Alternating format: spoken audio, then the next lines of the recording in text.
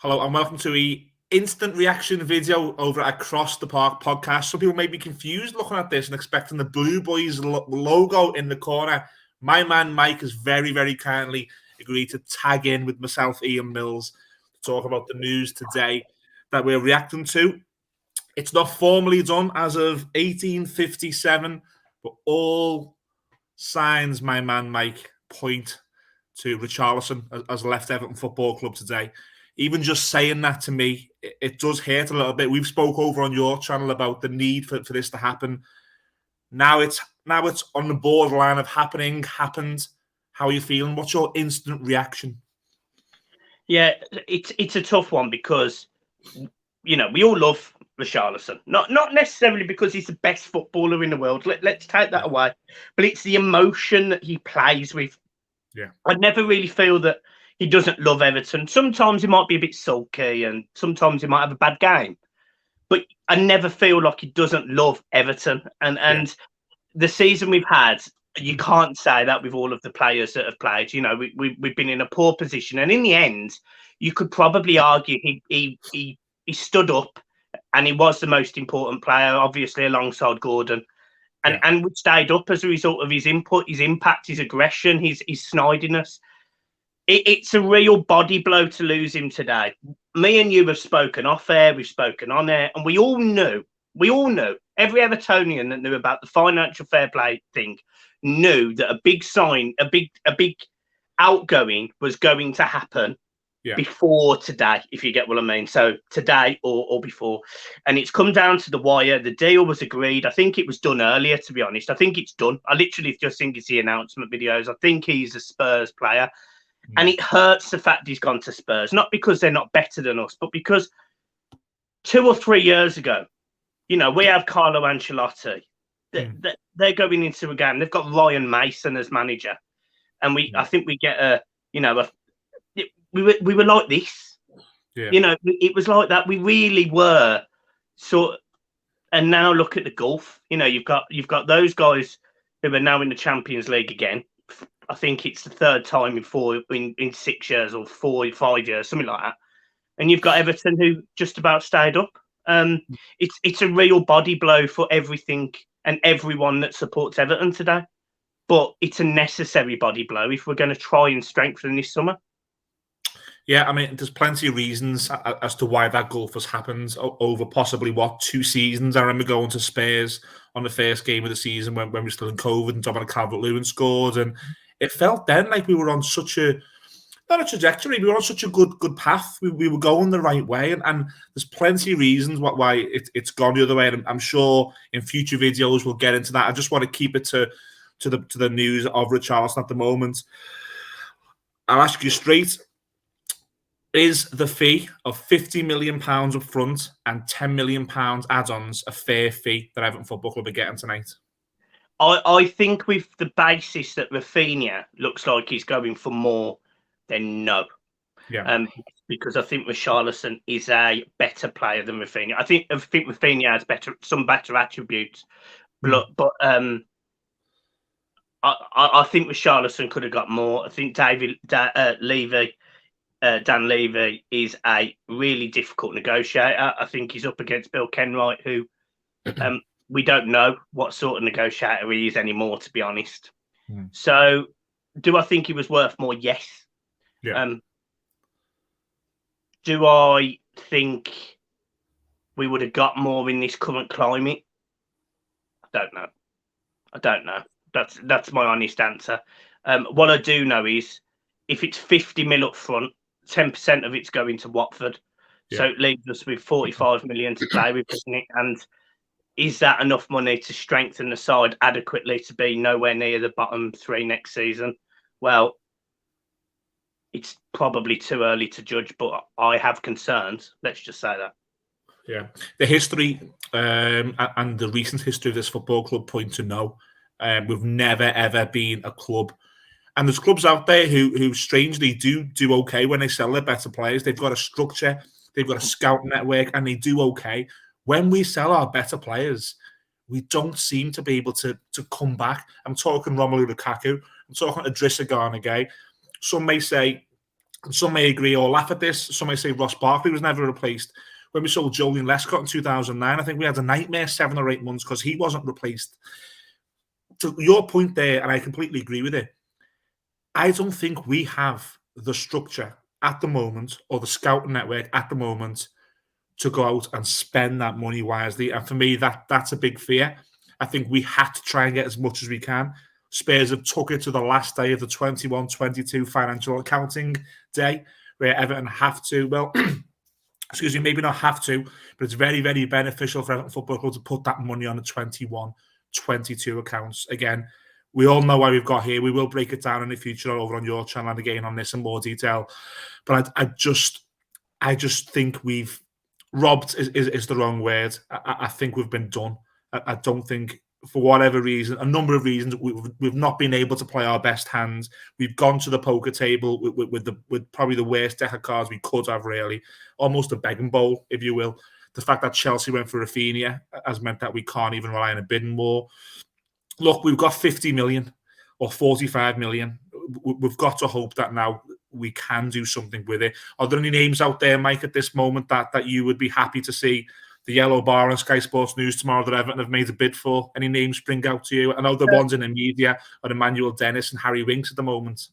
Yeah, I mean, so Harry Winks, I think, is dead, because I think what Everton have tried to do is what Spurs have done to us, which is railroad us into a position that essentially they know we can't say no to.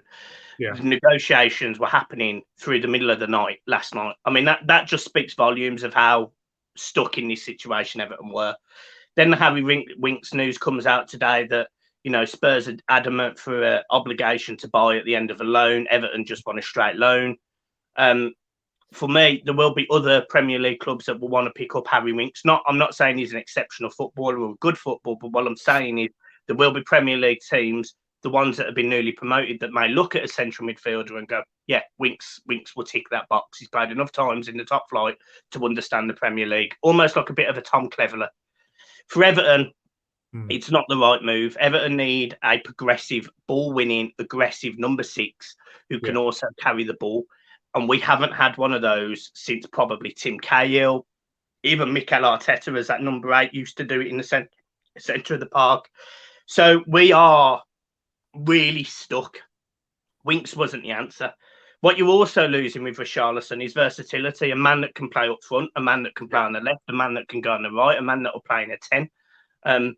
You are losing that versatility. So all of a sudden, being linked with players like Emmanuel Dennis, who's just gone down for Watford, played okay, but I'm not going to lie to you, he didn't blow me away with his performance. He didn't, you know, it again doesn't fill me with any confidence. If you were saying to me, Mike, you're after a loan move for Ziyech and trying to get Conor Gallagher for 45 million to replace, you know, with the Richarlison money, I'm all over that.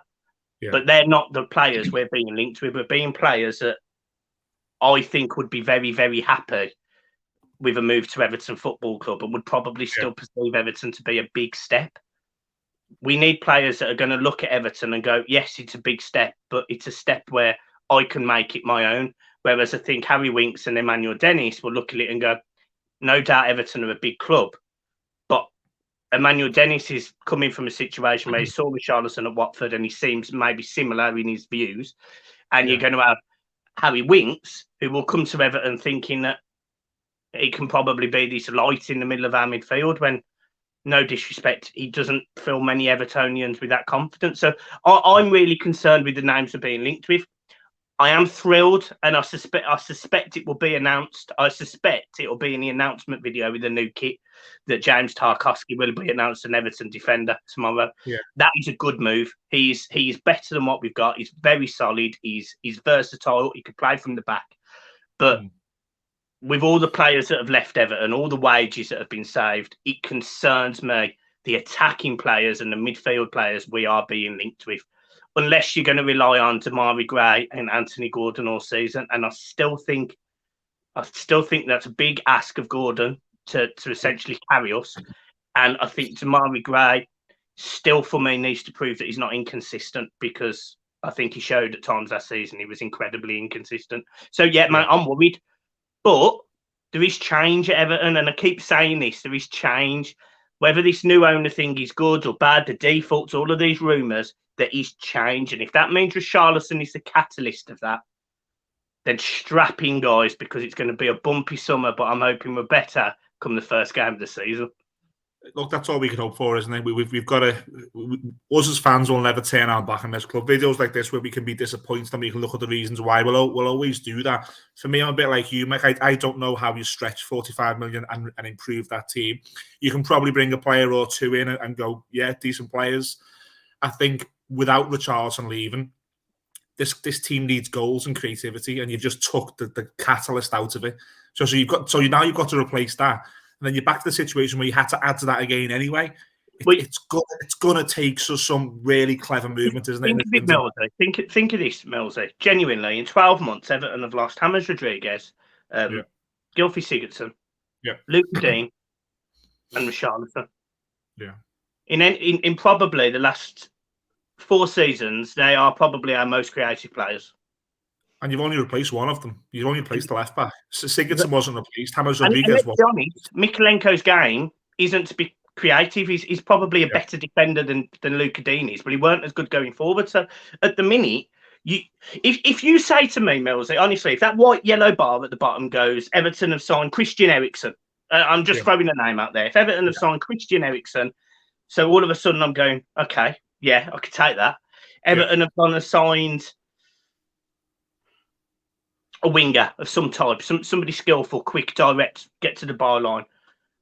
Everton have kept hold of Calvert-Lewin. I have a little bit more hope, but at the minute, we've got no creativity in the middle of the park. We've now lost a really creative player in our ranks who can play left, right, through the centre.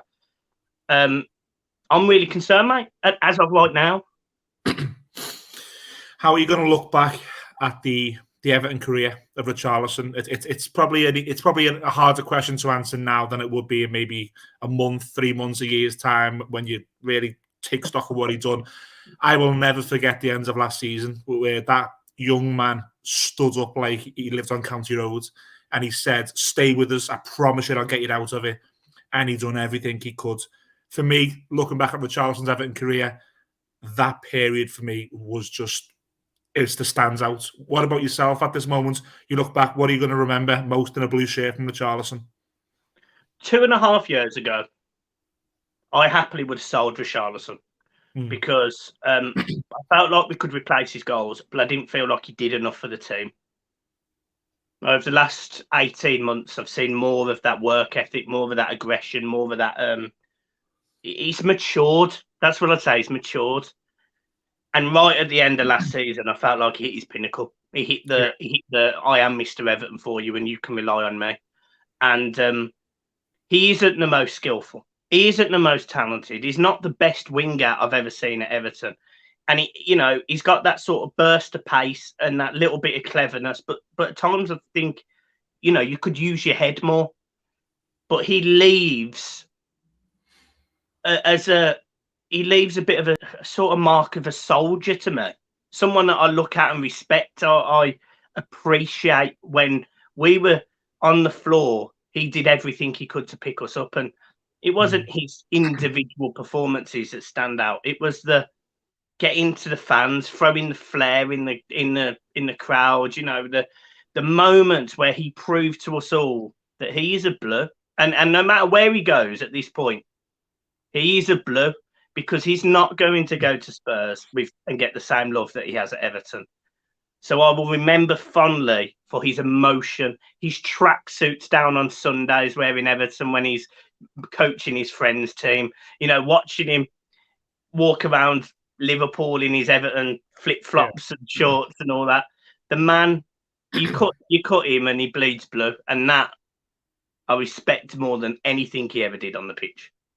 Yeah, I think we've always said on your show, we've always agreed that he wanted to be the man, and I think he leaves that he almost became the man, didn't he? It's such a shame that we can't now take that into and look, I'm not saying I'm not saying give him the armbands or nothing like that, but you want to say, look, you're so important now. We'll strap the cape onto you and you lead us. Yeah, and let's be fair. There's been rumours over the last 2 years that Richarlison could have left. There was that apparent bid from Barcelona. There was rumours last summer that he may leave. And if they were true, he chose to stay at Everton. He chose to give us that chance of getting into Europe and playing in Europe for Everton. He tried to do that for us.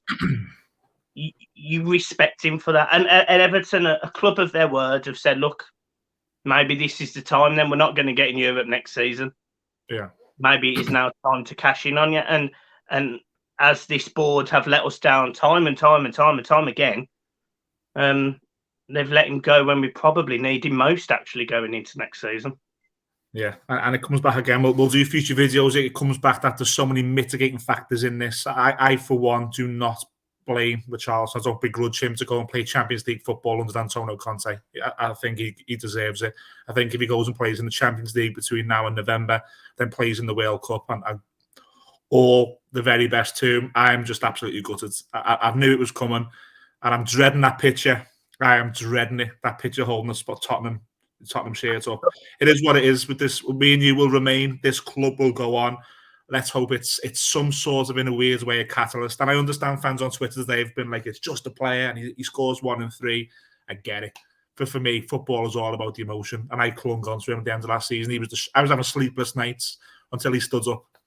And all the best to him. Thank you so much for the ends of last season, Richie. Thank you so much for being one of us. Thank you so much to my man Mike for tagging in. We've got Pricey, who's not here tonight. He's doing an ATP extra. Judgy is in one of his many, many holiday homes. Could be anywhere. So thanks, Mike.